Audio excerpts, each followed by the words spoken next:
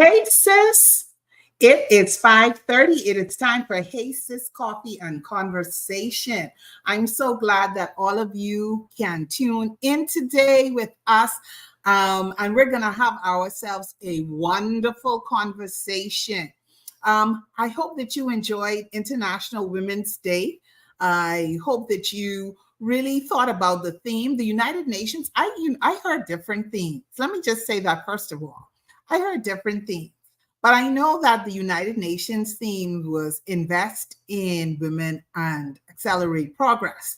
And so, my question to you is, how are you investing in you? How are you accelerating progress? So I really want you to think about that. And if you haven't started doing anything, I want you to do something. It's so important for us to invest in ourselves. It's so important for us to really pour into us as women. A lot of times we put ourselves on the back burner.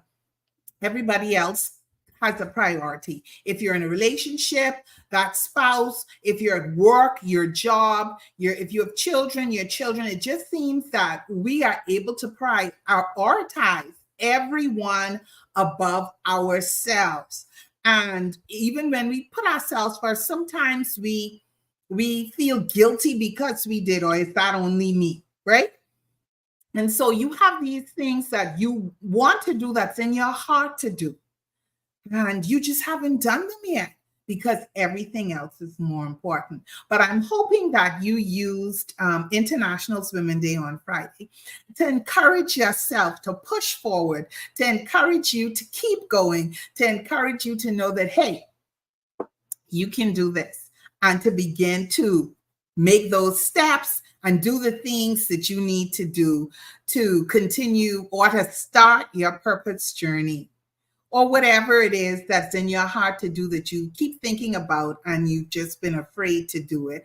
I'm going to say to you that now is the time for you to get started. It's not too late. Your time has not passed. As long as you are alive, you are in your right mind, and you have the desire in the heart to do it, then I encourage you to do exactly that. Do exactly that. Anyway, that was just a bit of encouragement from me to you. If you saw our flyer, then you know we have the wonderful Dr. E back joining us today. I'm so excited to have her on. The last time we had such a wonderful conversation talking about relationships, and she is back because you guys, you had questions. And I wanted her to be live, to be able to answer those questions. Hi, Pauline. Thank you so much for tuning in. I wanted you to be able to tune in and for us to be live and for you to ask those questions that you want to ask and have her answer those questions for you. Don't be shy. Please post your questions in the comments section. If you are shy and you don't want to post it in the comment section, then please WhatsApp your question to 826-6278 and let's start talking. Oh, Pauline, thank you so much for tuning in from Nassau. And let's take advantage of Dr. E's expertise in relationships and counseling.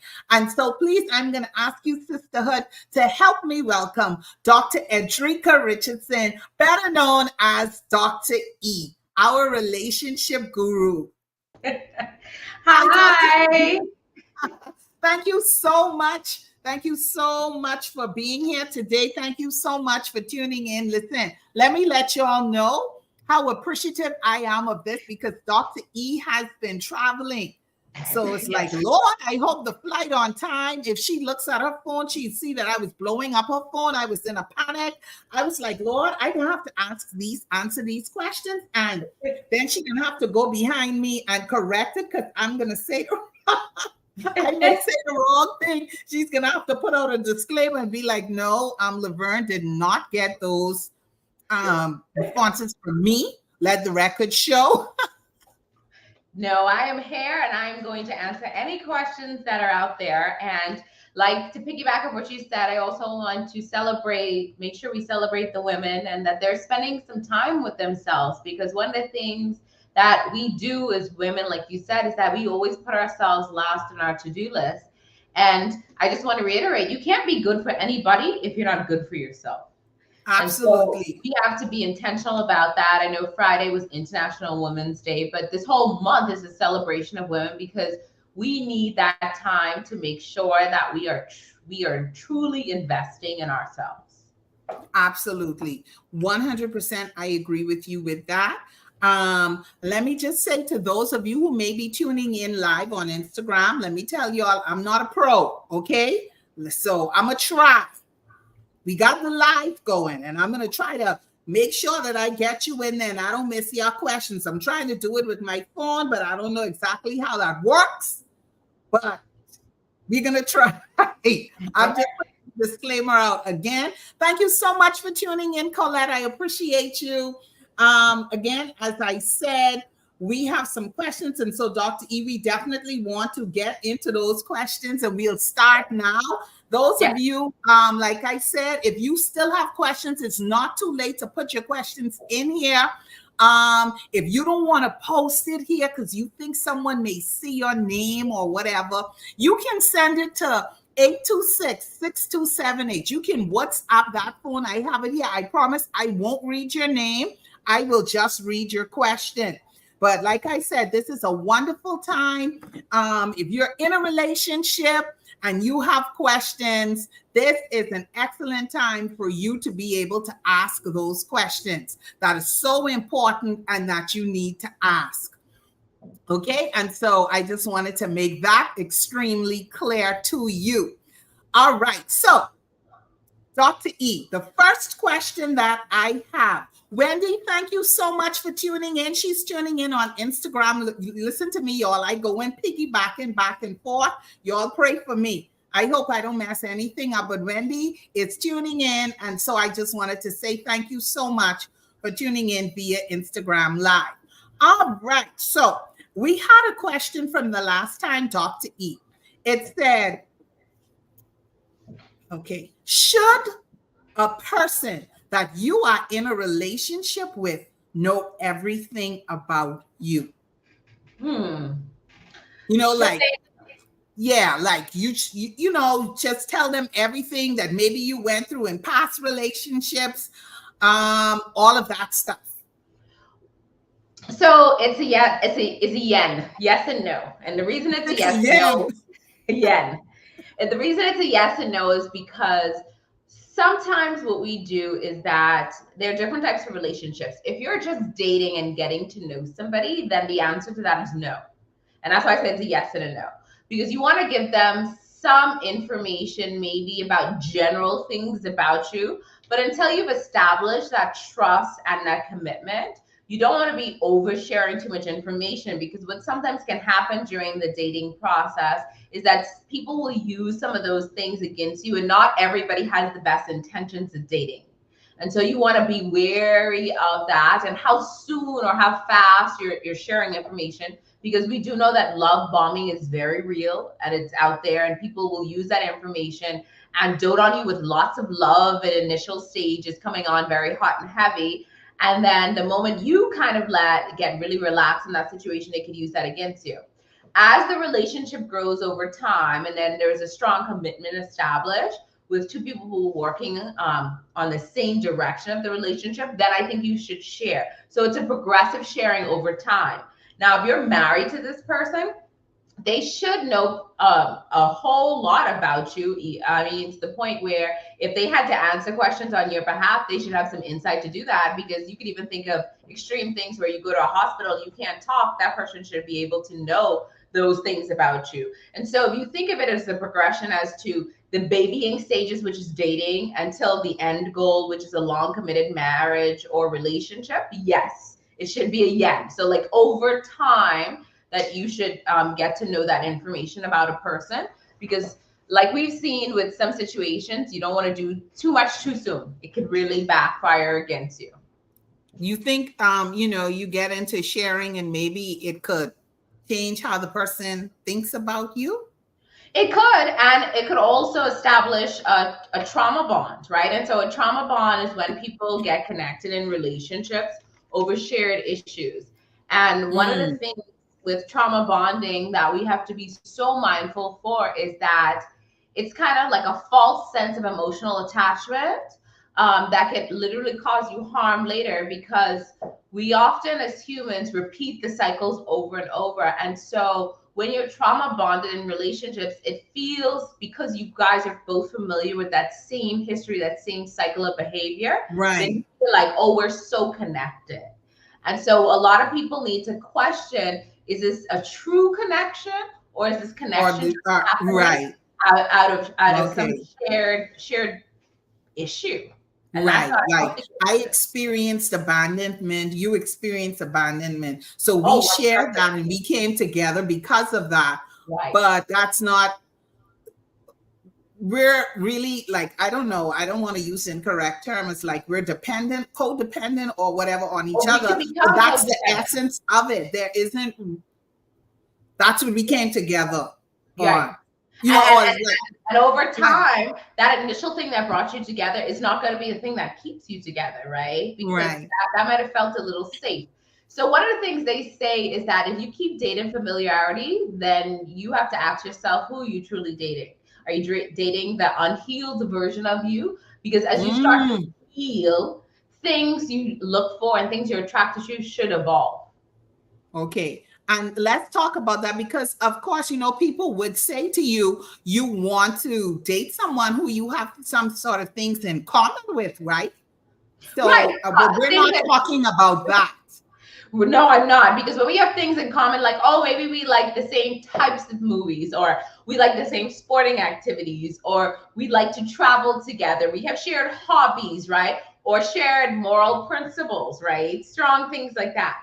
Those are fine. But it shouldn't be that the shared things we have are things like, we both grew up with abandonment issues. We both grew up with an absentee parent, or we both grew up in situations of abuse. Those are the things that are keeping us together, because those aren't healthy things to connect with over the long term. Right. Sweet Pen, I don't know who that is, but thank you so much for tuning in. You know, that's your handle on Instagram. And, you know, I like to shout my people out when they tune in. Again, if you have questions and maybe you're not comfortable typing it, you would prefer to WhatsApp it, please go ahead and use our WhatsApp number, which is 826-6278. You could WhatsApp or text 826-6278. Of course, 242-826-6278. Okay, so please feel free. I'm going to keep checking the phone. Y'all know me. Sometimes I'm not good at that, but I've given you my word. I'm going to check. So if you want to send a question there, go ahead and send a question. And to those of you already on, if you know someone who needs to watch this, or you know someone who has a question, tell them to tune in or WhatsApp and ask us the question. So Dr. E, I want to kind of stay on that when you say, should the person know everything about you? What do you think? You know, is there a good time when you should go into maybe how many partners you've had, sexual partners with the person? Does the person need to know all of that? The question more, I guess I would be more curious as to why. How is that important in establishing this current relationship and also sustaining this current relationship? Because when we are talking about or sharing information about our history, it should only be in a way that helps enhance what we're currently doing. If it's more of, the only word I can think of is nosiness, then I would say then it's not necessary for the relationship. And specifics sometimes aren't healthy in terms of something like that, unless you're sharing, saying, well, I've had a few and partners in the past, and they've taught me some things about myself, and here's things I know about myself that I like that I could express to you. But I'm not sure, especially as you are a more mature person, that you would want to even know that or share those things. I would the relevance in the current. How relevant, how detrimental, how necessary. What if the person asks though? Then if the person asks that, again, I would say, I don't mind sharing, but I'm curious as to why you want to know. Because if this isn't going to help our relationship, then you have to ask yourself, is this going to be a hazard to our relationship on the back end? Because if you have a person who has maybe a less experience in an area than you do, then this person may start to develop an insecurity, right? And we don't want to develop any insecurities in a relationship because they can lead to trust issues. Right. So sometimes some things are an overshare. All right. Other times they can be helpful. Maybe you're under experienced, and the reason you're sharing is to say, hey, I may not be as familiar in this area. Can you help me with it? See, that can be an enhancing situation within the dynamic, Okay. because you can have conversations about it and you could be willing to teach one another, right? Reciprocity in that process, not just one person kind of asking to use it against you in Against you another to situation. then turn around and throw it in your face. Got Right. it. All right.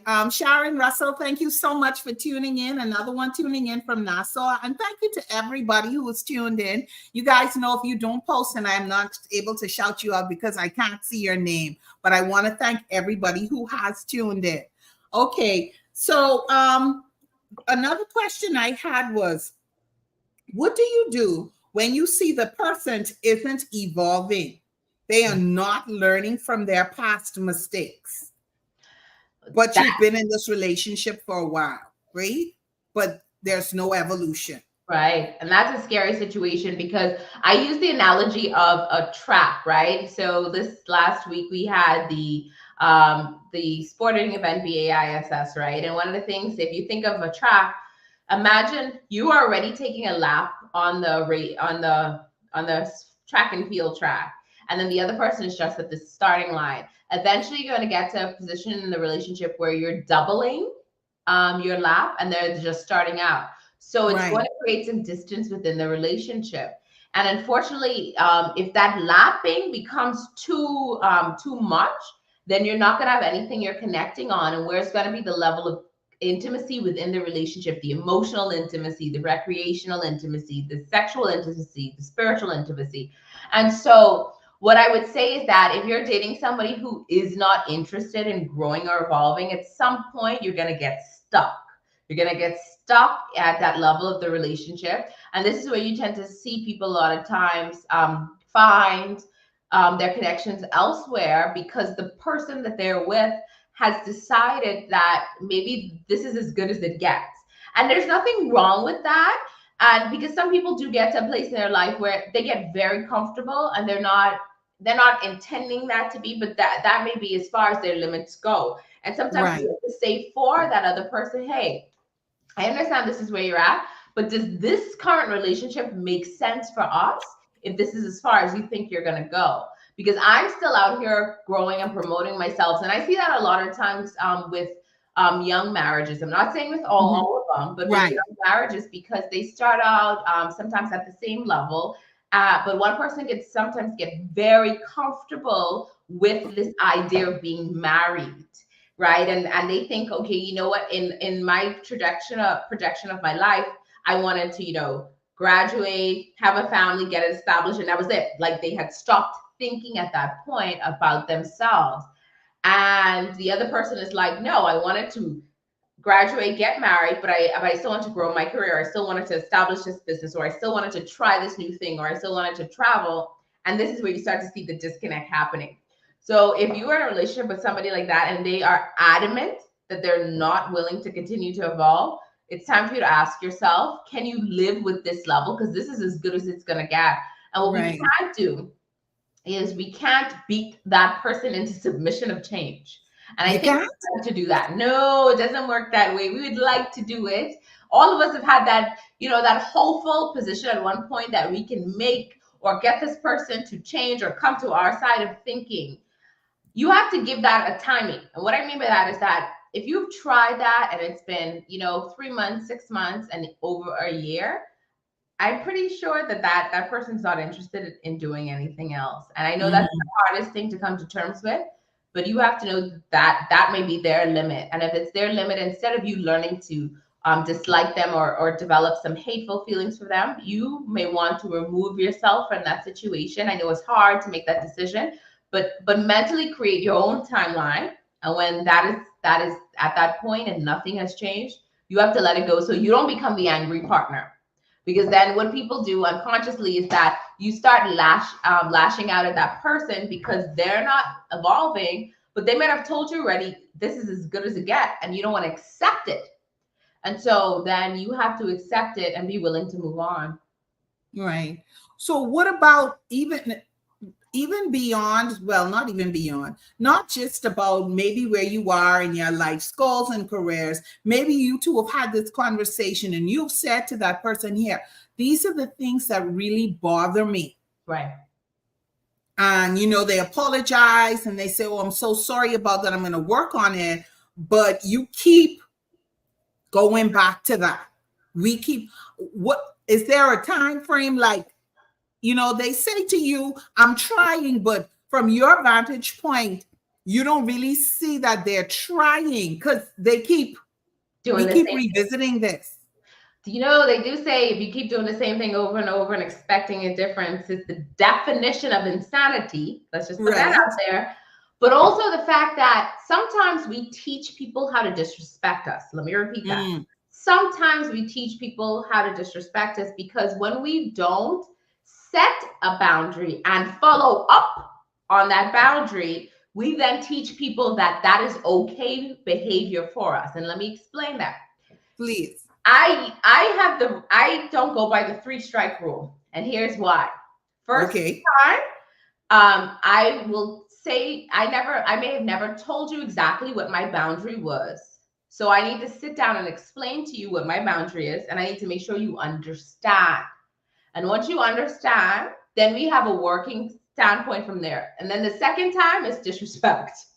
Because if you decided then at that point, you knew what it was, you told me adamantly, you understood and you still did it, then that's blatant disrespect. Then I need to change. I can't expect you to change at that point. I need to change. Because if I let you do it a third time, most people then say, oh, well, I did it this time and that time, so why now this third time? Right, it wasn't a problem then.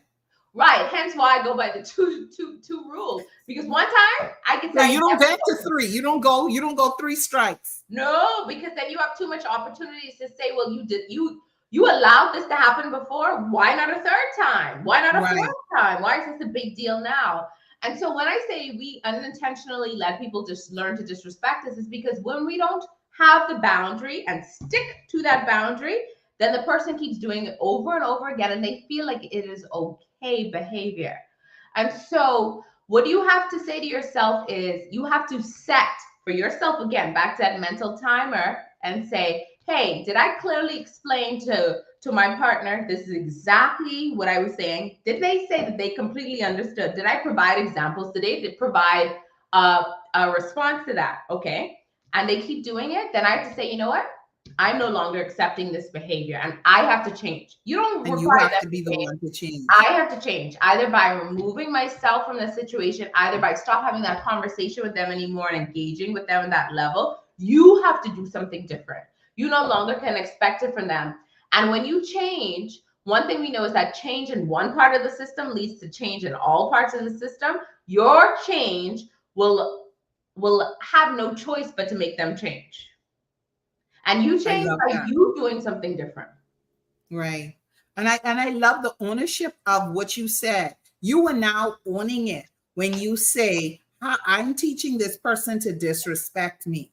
Right. And so it isn't that they are doing it to you. Yes, they are doing it to you. That's in no way we're taking out, getting that person off, letting them off the hook. Right. But you have a role to play in it because you continue to allow them to do it to you. And so I think it's so important for us to be able to look at the role that we play in the relationship or how we contribute to the good, the bad, the whatever in the relationship. Accountability is key. So a great example with that last situation is when I see somebody who's in a relationship with a serial cheater, right? The first infidelity you might have been able to forgive and you both might have been able to reestablish the trust. But if this person has done it another time, I really want to tell you that they're probably not going to stop that behavior because the first time might have been a true mistake. And you could see the willingness to want to change because they would have changed their behavior towards you, with you, around you, and other people. They would have done stuff to reestablish trust and create new sense of security within the relationship. If they Yes. go ahead and do it again, then they weren't interested really in changing. They wanted you to change, to be accepting of what they were going to do. And your threats, and I say this, your threats that you were going to leave and you did not do it when you heard about the second one, then they now feel like they can do it whenever they want, because why would this person change? Yeah, because you could continue to accept it, but So the next one is intimacy.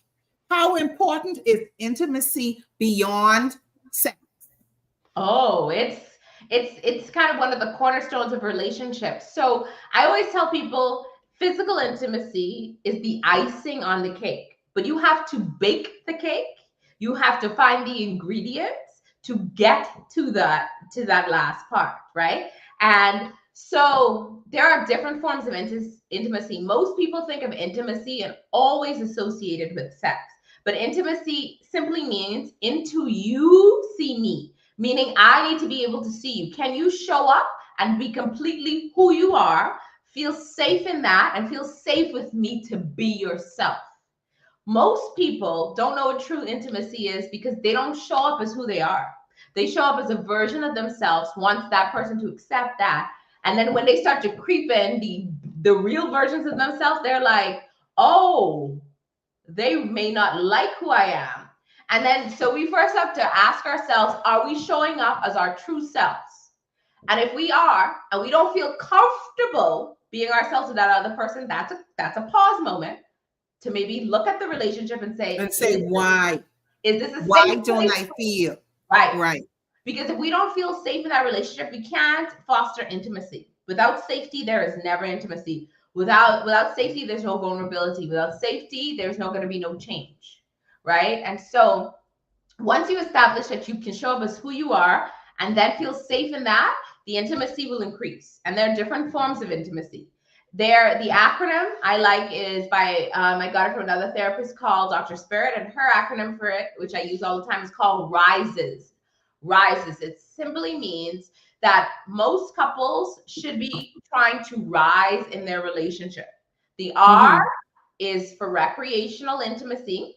The I is for intellectual intimacy. The first S is for spiritual intimacy. And that means your morals and values, not necessarily a religious standpoint, but are we connected that way? The E is for emotional intimacy, and the last S is for sexual intimacy. So again, recreational being, are there things we do together that increase our level of connection, right? Maybe we play board games together. Maybe we go for walks together, something you're physically doing that you two have established as your thing.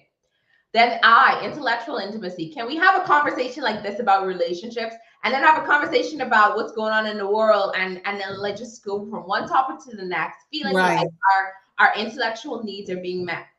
As being spiritual, right? Do we share the same morals and values? Can we establish what our ethics are within this dynamic? Yes. Then emotional being, can I be emotionally vulnerable with you? Am I sharing those things that are happening with me and to me, and that I feel like I can safely do that? And then the last S for sexual intimacy being, can I not only tell you about my sexual desires, but my fantasies, and let you know those things that I do enjoy and maybe things that I want to try and not feel judged for doing so, right? So couples that rise have established at least one or two of those things, one that they're doing really, really well, and another one they're rising they're working on. Right. And then they realize that after those things are getting on there, then they'll start increasing the other ones. But they're usually one that a couple is not doing well at all in. And that's the one that you should figure out, okay, maybe how can we work on it? We may not do great, but we'll try to increase it over time. I love that. And the other thing I find too, and maybe it's just me, that if the person is really interested in you and interested in the relationship, even if they're not good in one area, they're willing to do the work. Absolutely. I don't like to talk, but I like to talk. Mm-hmm. And I And find that that's a person they'll try.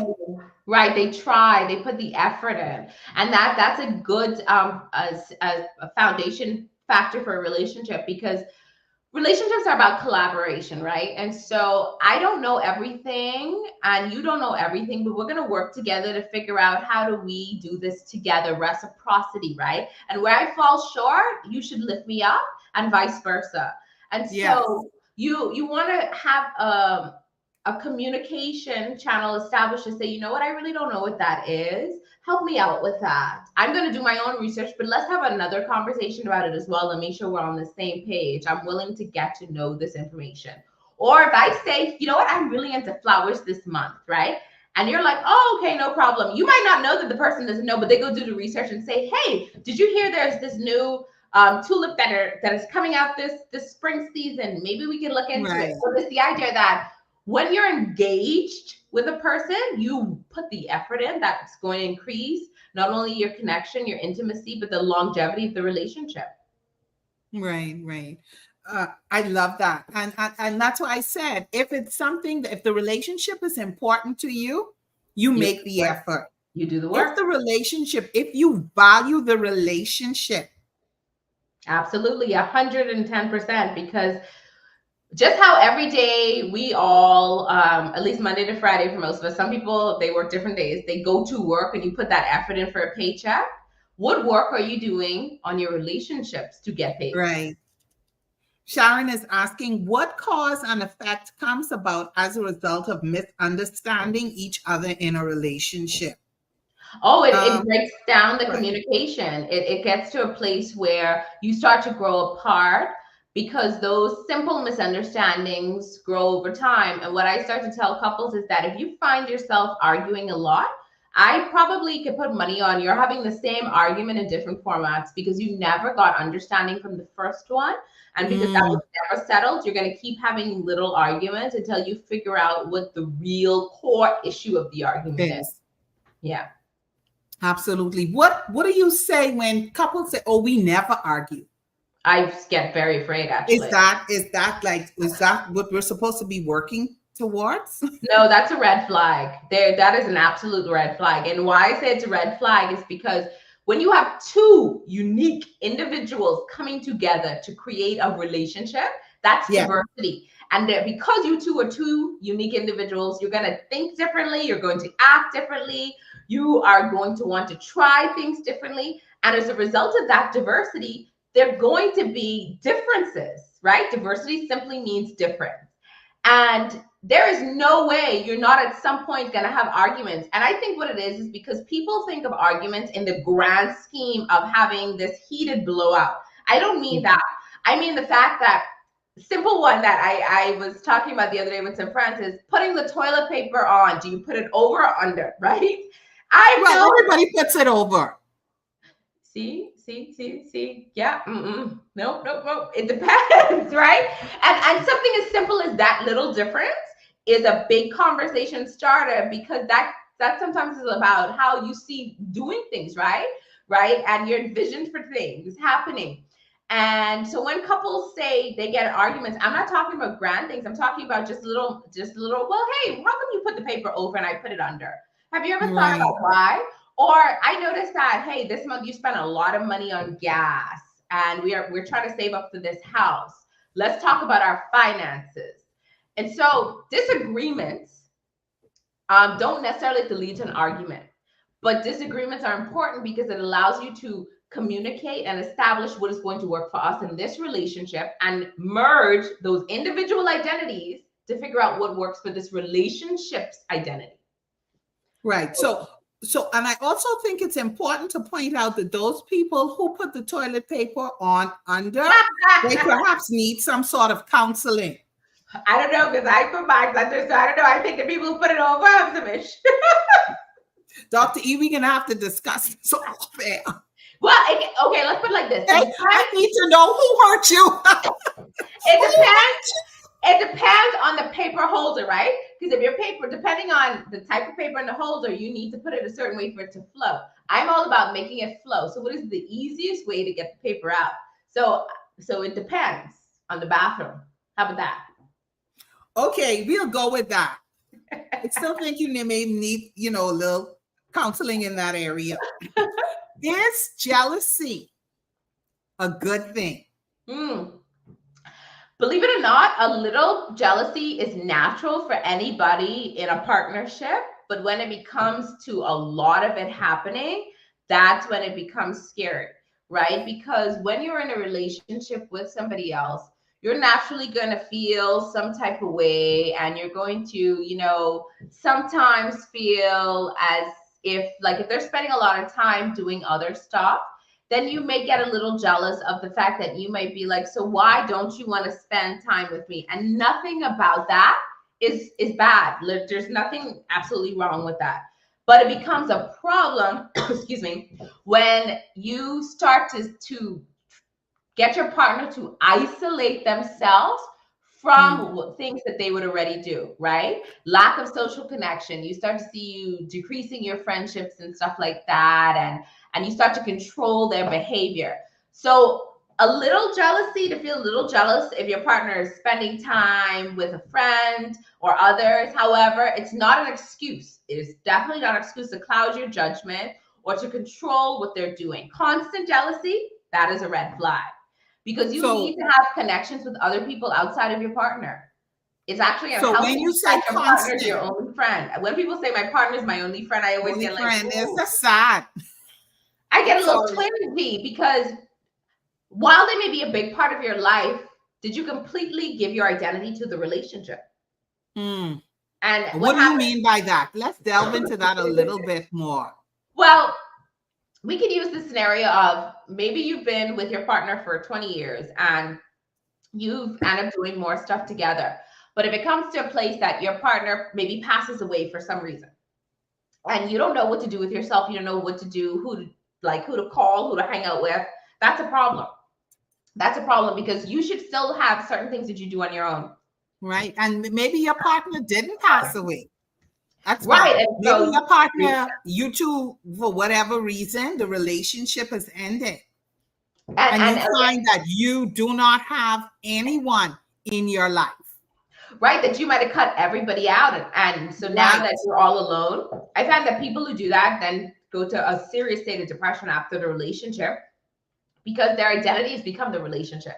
And without the relationship, they have no sense of self anymore. And they don't know who they are, what they want to do. They sometimes can't even figure out their own thoughts, right? Their thoughts outside of the relationship. And so what you want to make sure that you're always having a little bit of new stuff, right? Maybe that is an organization you're a part of and you go do a little charity. Or maybe that is once a month or once a quarter, you and your friends meet up to hang out or shoot the breeze. Or, maybe you go to the gym with one of your girlfriends, or a guy goes with his homeboy, because it still gives you something outside of the relationship that is just yours, your little sanctuary. And that's important. What do you think about a relationship that's been on again, off again, that spanned over years, like 9-10 years, on again, off again, or on, we're off, we're on, we're off? Well, there is nothing. There are people who want to date seriously, but not desire to have a marriage. So there's nothing wrong with long-term commitment that way, if that is what you and your partner have established. But if you're in a relationship, but if you are on again, off again, to my mind, I'm reading, and I could be wrong, that we're together, we're dating, then we're apart, then we get back together, then we're apart again. I think that would be different from someone if you are in this relationship, but we've gone no further than this. You know what I mean? And I think that is what, now, I don't know, I'm assuming that is what the question was in regards to. If you're on and off again, and every time you have a disagreement or an argument, it leads to some separation or space, that's an unhealthy relationship, because that means that you guys can't figure out conflict resolution skills. And if you're going to have a long-term serious commitment, you have to know how to resolve conflict. Remember, a relationship is about two diverse people coming together. So you got to be able to resolve things as they come up. Maybe it's a situation of the toilet paper, or maybe it's a situation of finances, or even how we're going to raise these kids together. You have to be on the same wavelength at certain times within the relationship for it to progress, right? And so the constant on and off, the question would be, why is that happening?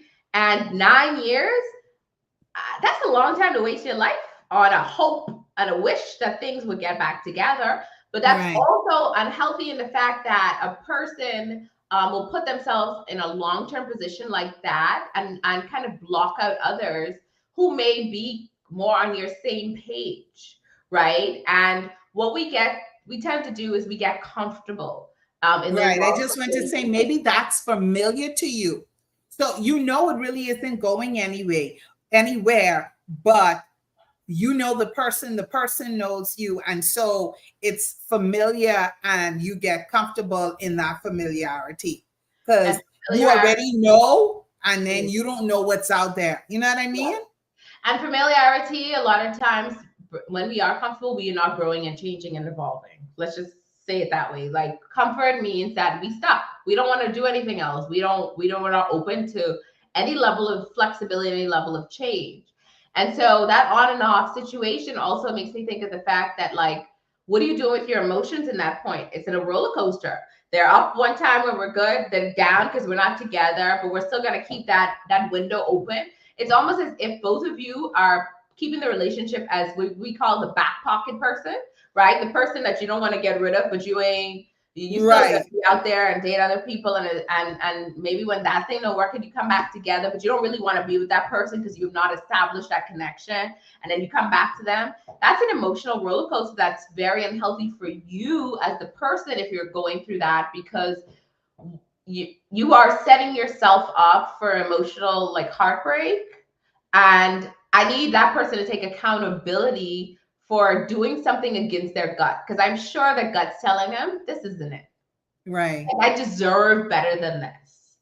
And so I just want that person to know that you deserve somebody who, at the moment you guys are in some level of a rift, that they don't say we're taking a break or we're done. They say, no, let's sit down and figure this out together. That's what you deserve.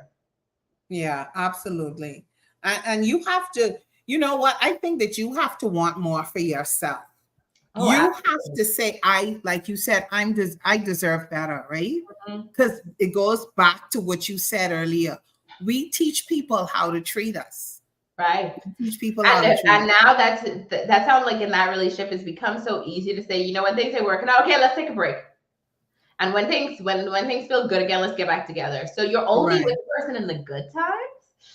That makes me nervous because too many things are happening, right, in a relationship, and then you miss things. And I'm sure we've all know somebody who got on a break, and the person had a break baby, and then that made a whole other situation happen. So absolutely. Now it's become complicated, more complicated. More complicated than it needs to be. And I think it's so important that as you're navigating, you're saying to yourself, this doesn't make any sense. Where are we going with this?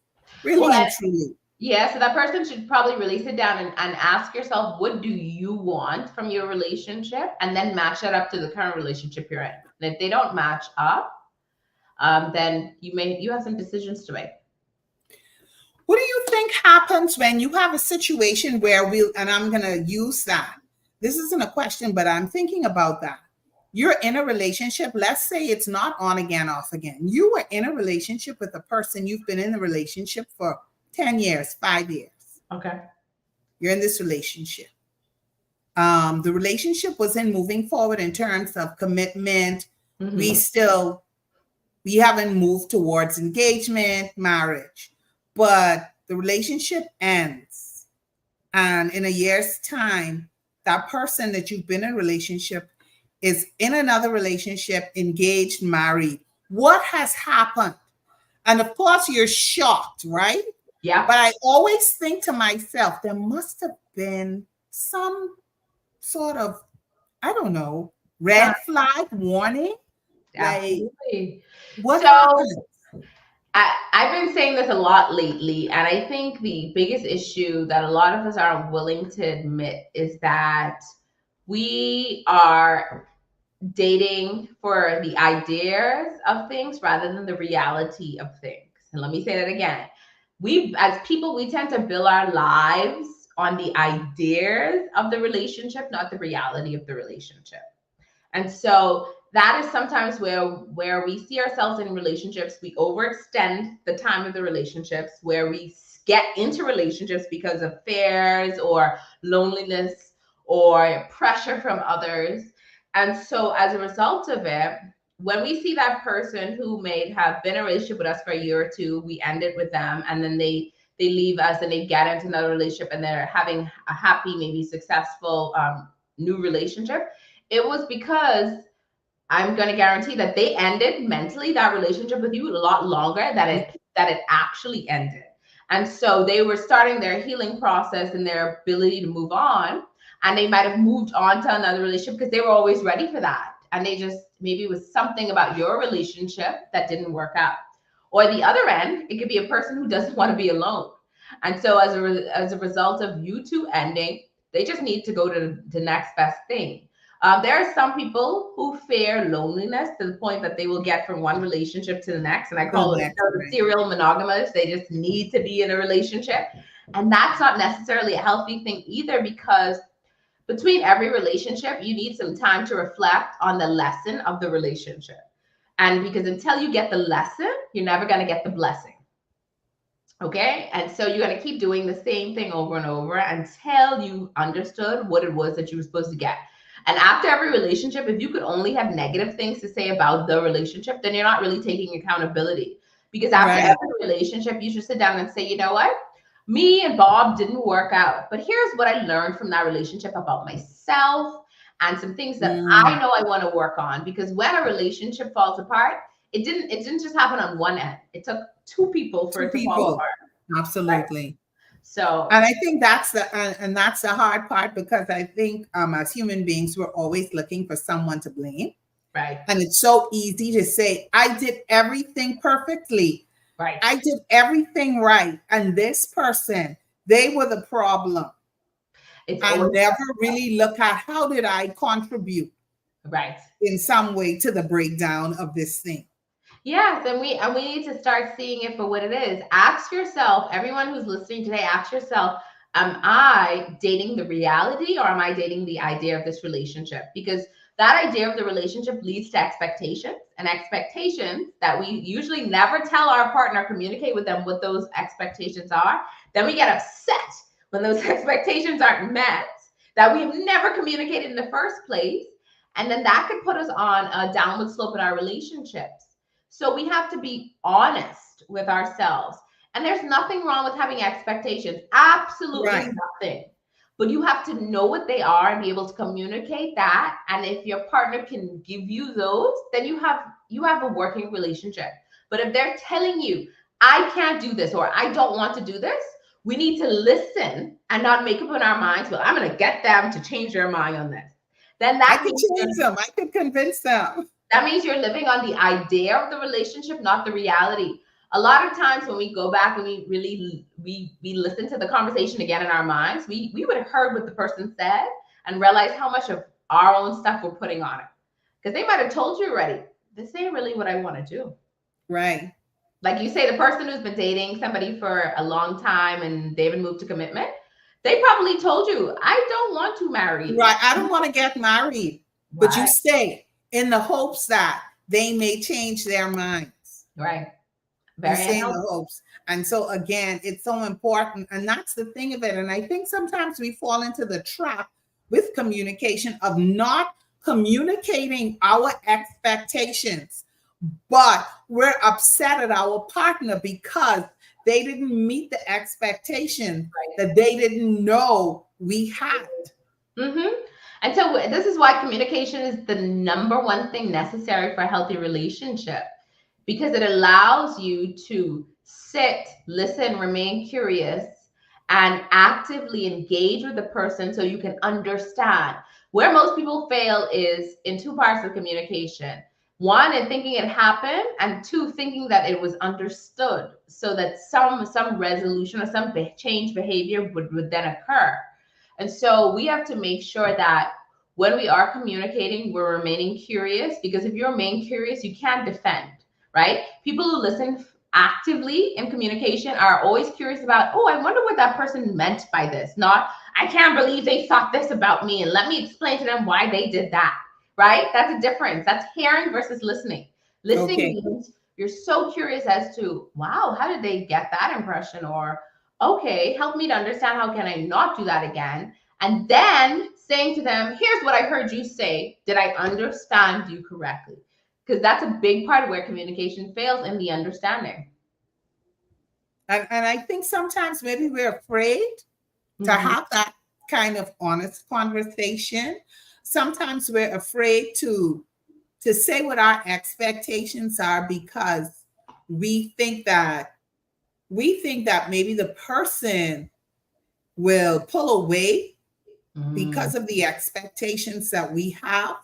And maybe, we want the relationship, like we get into almost like a desperate mode where you just want the relationship to work. So I don't want to make any waves.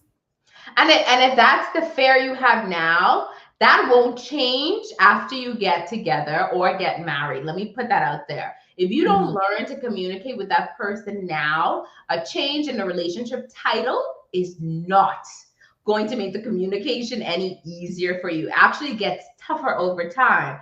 So this is why it's so important when we go back to the idea of intimacy, right? I feel safe enough to say and be who I am with you. I feel safe enough to talk to you. If you don't feel that there's a level of intimacy between you and the person that you can communicate, then the question is this really the person you're supposed to be with?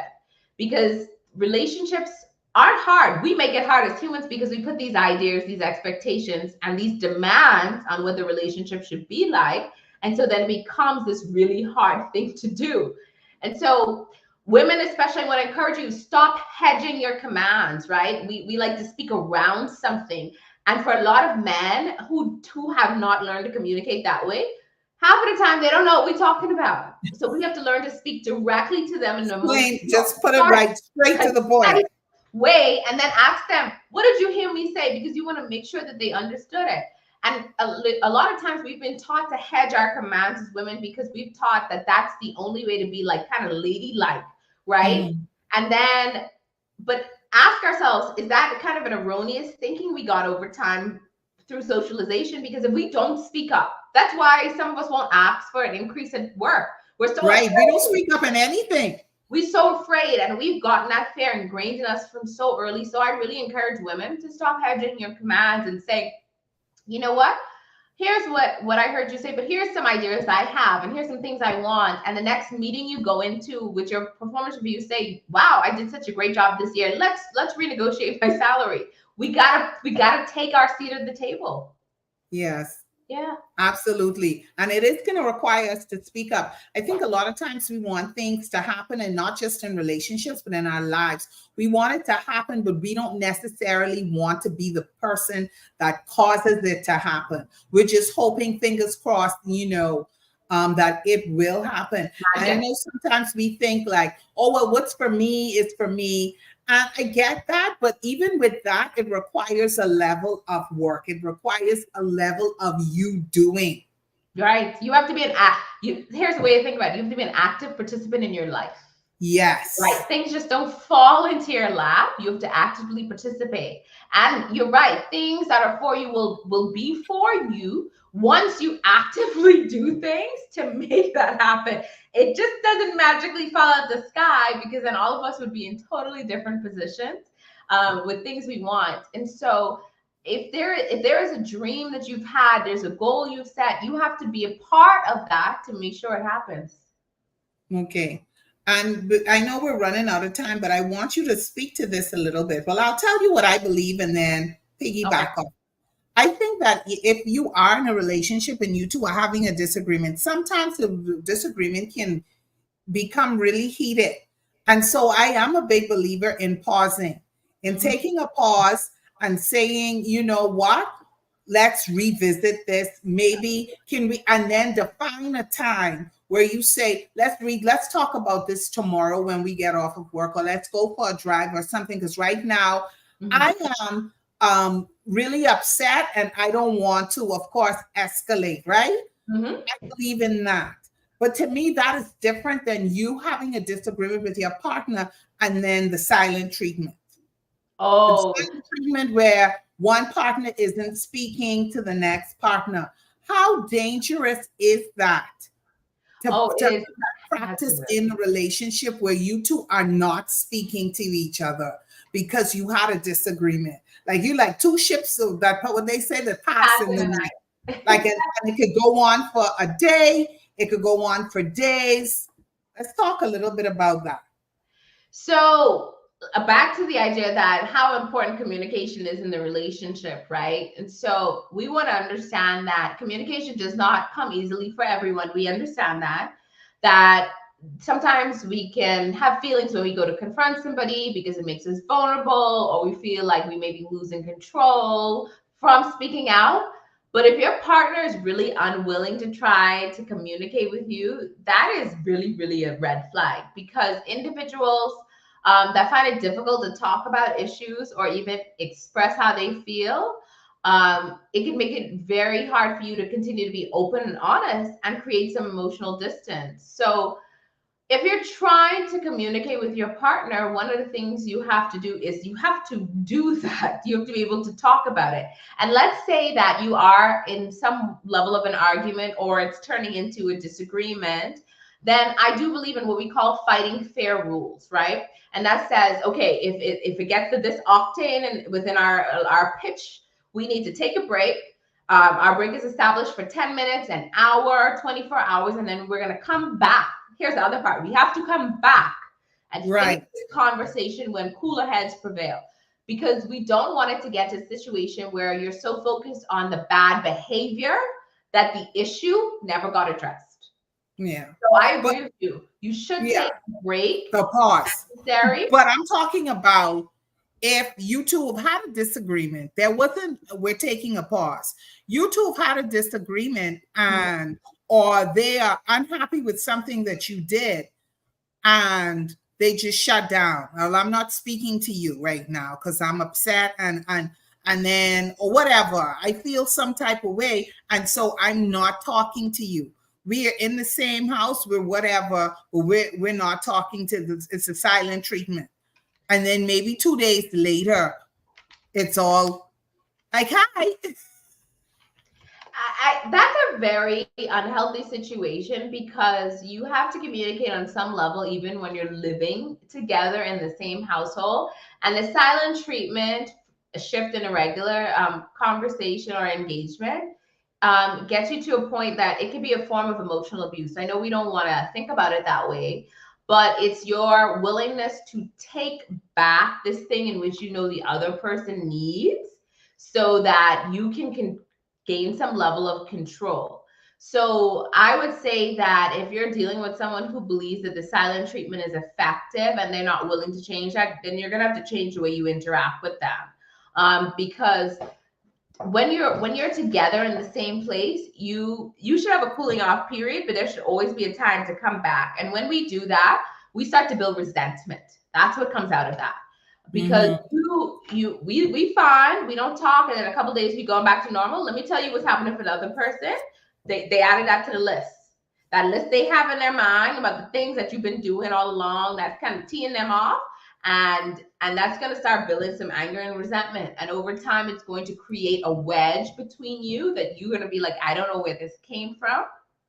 And so I really, really encourage people that if you have trouble communicating, then figure out or look up some resources or even come to therapy to help you learn how to talk. Because the silent treatment is not healthy for any relationship. Because there's two parts of relationship. There's the business of the relationship, and then there's the fun of it. So you telling me if you're in a silent treatment, the business closed. Tell me what happens if you go to work tomorrow and they say the business closed because the partners ain't talking. That's exactly what it makes sense. Right. Make sense.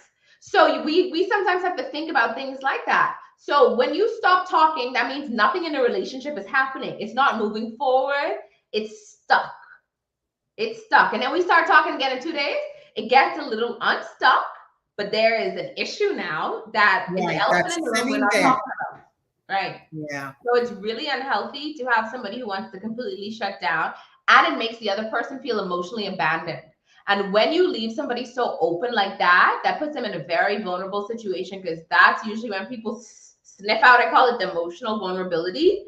And they want to be that helping person for that next person. They And want to be there for you. I'll be your emotional support. right. And that sometimes can lead to having an emotional mistress or mister. Exactly. Yeah. Dr. E, thank you so much. I think that's it. I hope I read everybody's question who was tuning in. This was the opportunity. But just before we wrap up, we got to talk about this isn't working for me. It's Yes. getting closer.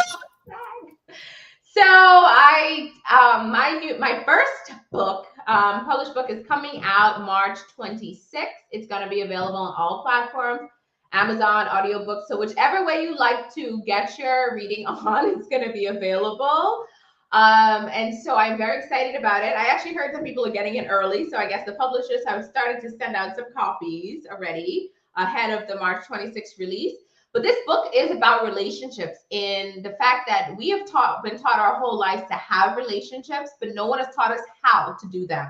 So this will help you be a nice practical guide so that you can have more intentional, authentic relationships in all forms, whether it's at work, at home, with your extended family, your internal family, or your partner, and with yourself, because the most important relationship always is the relationship with yourself. And so we must learn to have better relationships. So please grab a copy. Yes, please, please, please, sisters, let's support Dr. E. This is her first book, and I'm excited. This isn't working for me. The title alone, and even if you say, well, I'm good, I don't need it, get it for somebody. We always know someone. And we've always said to somebody, you know what, this thing ain't working for me. So that means right. This book will help you. And it is not necessarily just a romantic relationship. Oh, there are no. takeaways in there for just when you know that something is not working for you and it's time to let it go. It's time to release that. And right. So I want to say thank you so much, Siobhan360 Capture, for tuning in via Instagram Live. I want to thank every one of you sisters who have tuned in today. It has been a wonderful conversation again, and just helping us to navigate these relationships. And there are takeaways for all relationships, because any relationship that you are in, you should be able to have a level of intimacy in that relationship. You should be able to communicate and not only be able to express your expectations, but also to listen and hear the expectations of the other person. So I want to thank you so much as always. And I want to thank you guys again for tuning in, sisters. Listen, I know International Women's Day is gone, but March is Women's Month. So let's continue to celebrate each other. Let's continue to spend time with our families and friends and let them know how much we appreciate them, how much we love them. But also, let's just be kind to each other. It doesn't cost us anything to be kind to each other. Thank you guys so much. And I will see you back again for another coffee and conversation on the 24th of this month. We'll have another interesting topic going on. So thank you everybody for tuning in. As always, if you've tuned in and we can assist you, maybe you're a single parent, single mom, you're struggling, and if we can help you with some groceries, we would love to do that. You can send a WhatsApp to 826-6278 or send me a private message on Instagram or a private message on Facebook, HASIS Empowerment and Resource Center for Women. We are really here as the sisterhood, wanting to help and uplift each other, and that is a part of our goal. So thank you so much, Dr. E, and I really appreciate it, because like I said, Dr. E was traveling, but she made time for this, and so I appreciate her. I appreciate you. The next time we come to Grand Bahama, I owe you some coffee and conversation. Absolutely. And thank you for having me. And I wish everyone have a great rest and a great new week happening. Yes. And guys, don't forget, let's support Dr. E. This isn't working for me. It may already be out. So check on Amazon. It may already be out. But let's support her. Let's support each other. That's how you can do it. That's how you can invest in women and accelerate progress. Look how I tied all of that in. Beautiful, beautiful. Yes. I want to say thank you to you too. Okay, bye-bye. Thank you guys so much for tuning in. Bye. Bye.